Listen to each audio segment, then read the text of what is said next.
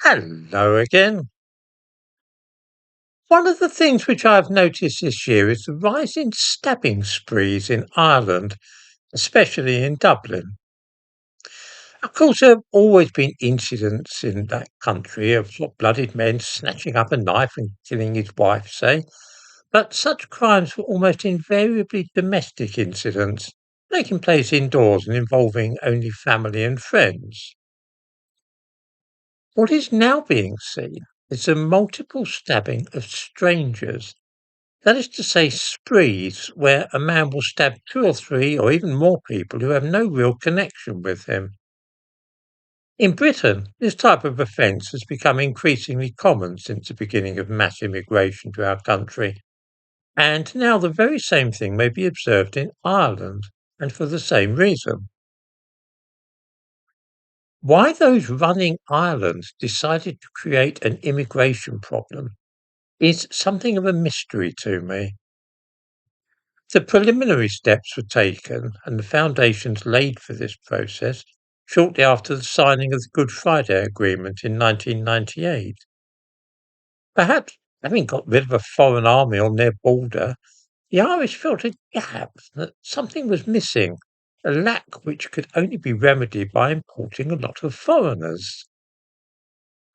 There had been a trickle of Nigerians entering the country before that, many of them part of the birthright citizenship racket, whereby any pregnant woman who could contrive to give birth in Ireland then had what is known as an anchor baby, one with citizenship, which would allow the rest of the family to move to Ireland in the fullness of time.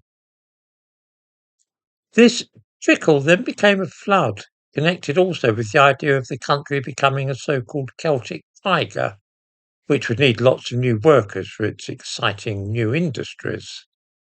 It didn't quite work out that way, though. Just like Britain, they began to attract the rootless drifters from Africa and Asia, many of whom came under the pretext of seeking asylum. To see how life is changing now in Ireland, it is only necessary to look at one aspect of crime in the capital, which is to say stabbing sprees. Familiar enough to Londoners, of course, but still something of a novelty in Dublin.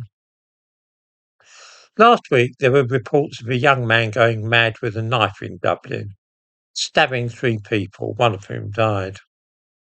It was a case which resembled something else seen in London, which is to say a murder in which both the victim and the accused man had weird, unpronounceable foreign names. The dead man was called Vadim Davydenko, he was Ukrainian, and the accused youth is a Somali with an even stranger name. Both of the others wounded in the attack are also foreigners. This is a kind of incident which would be unremarkable these days in London, but unthinkable a few years ago in Dublin. In February, there were two such stabbing sprees, one of which involved a Nigerian called Jeffrey Bangu, stabbing to death an asylum seeker called Tuhan Babatunde, and wounding another African called Adetola Adetulim. 9 people were later charged in connection with the disorder which was connected to the stabbing and amounted, in fact, to a riot. All were Africans.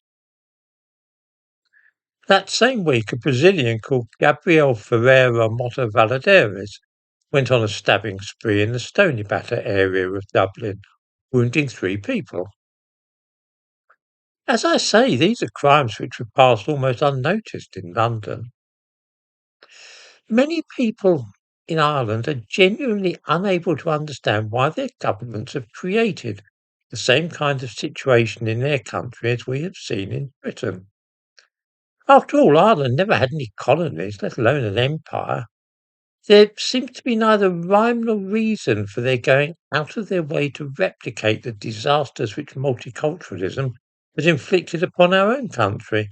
But even so, they are rushing headlong to catch up with us and experience all the worst manifestations of unchecked immigration.